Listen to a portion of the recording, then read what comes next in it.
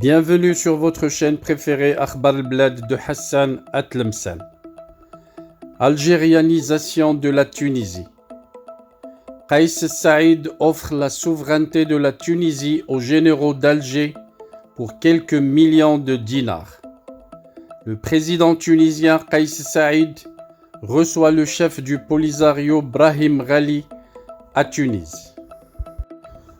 Avant de détailler l'analyse du sujet, je vous rappelle de ne pas oublier de vous abonner à votre chaîne Akhbar al-Blad de Hassan Atlemcen et surtout n'oubliez pas de cliquer sur la cloche pour être sûr de recevoir à chaque fois qu'il y a du nouveau sur la chaîne le bip qui vous avise et qui vous invite pour y aller, pour être les premiers à consulter toujours la nouvelle vidéo, les premiers à écouter les nouvelles informations sur votre chaîne préférée. Bonsoir. Algérianisation de la Tunisie. Kais Saïd offre la souveraineté de la Tunisie aux généraux d'Alger pour quelques millions de dinars seulement. Le président tunisien reçoit le chef du Polisario Brahim Ghali, dit Ibn Battouche, à Tunis. La décision du président tunisien d'accorder un accueil officiel au patron du Polisario a été un choc pour tout le monde, au-delà du fait qu'il s'agit d'un acte hostile et inadmissible. Le président tunisien Kais Saïd n'a rien trouvé de mieux pour justifier l'accueil qu'il a accordé au chef de la milice séparatiste terroriste du Polisario que d'invoquer la souveraineté nationale. Pour lui, l'acte qu'il vient de commettre est une décision souveraine, mais dans ce cas, il a bien offert la souveraineté de son pays. C'est ce que révèle un média marocain dans son numéro d'aujourd'hui, lundi 29 août.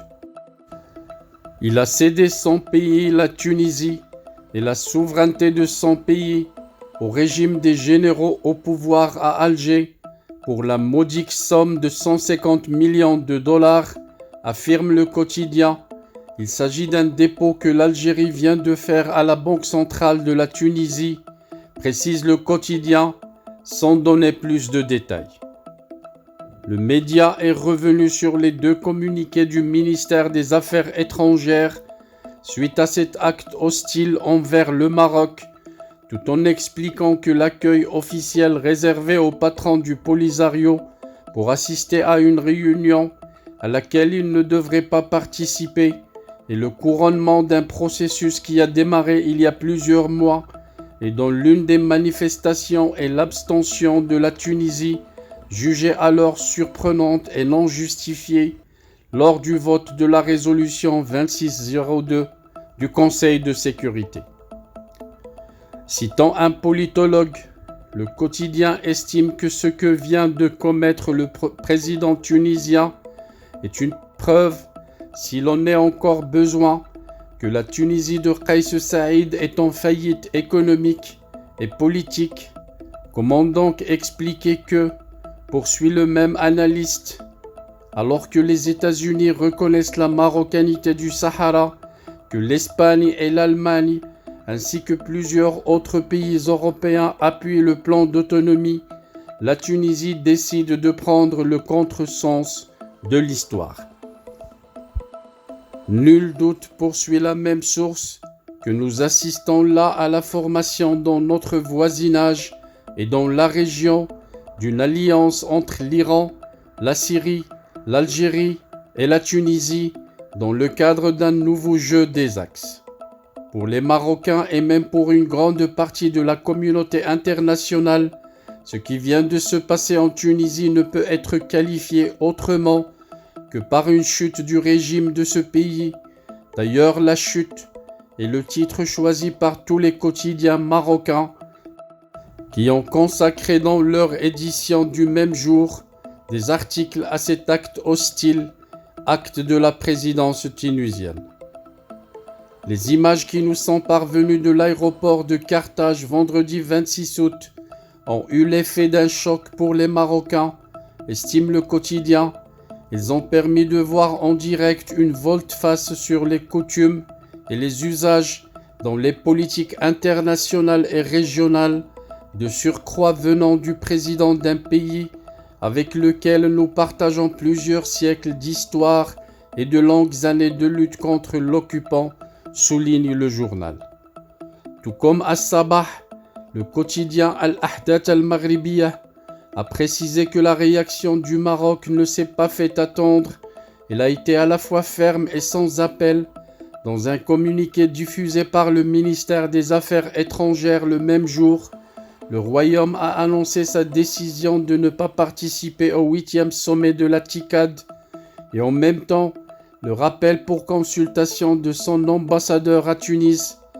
En réponse à cette décision, le ministère des Affaires étrangères tunisien s'est fendu d'un communiqué contenant de nombreuses approximations et contre-vérités, écrit le quotidien, en reprenant le porte-parole du ministère des Affaires étrangères, de la coopération africaine et des Marocains résidant à l'étranger. Le TICAD ne constitue pas une réunion de l'Union africaine, mais un cadre de partenariat entre le Japon et les pays africains avec lesquels il entretient des relations diplomatiques, précise la même source. Les invitations sont émises exclusivement et conjointement par le Premier ministre japonais et le chef de l'État hôte de la réunion. De même poursuivent les deux journaux.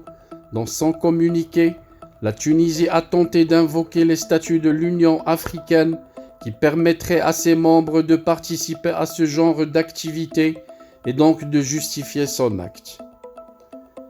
Or, tiennent à souligner les deux quotidiens, la position de l'Union africaine a toujours été fondée sur une participation inclusive des États africains et non pas des membres de l'Union.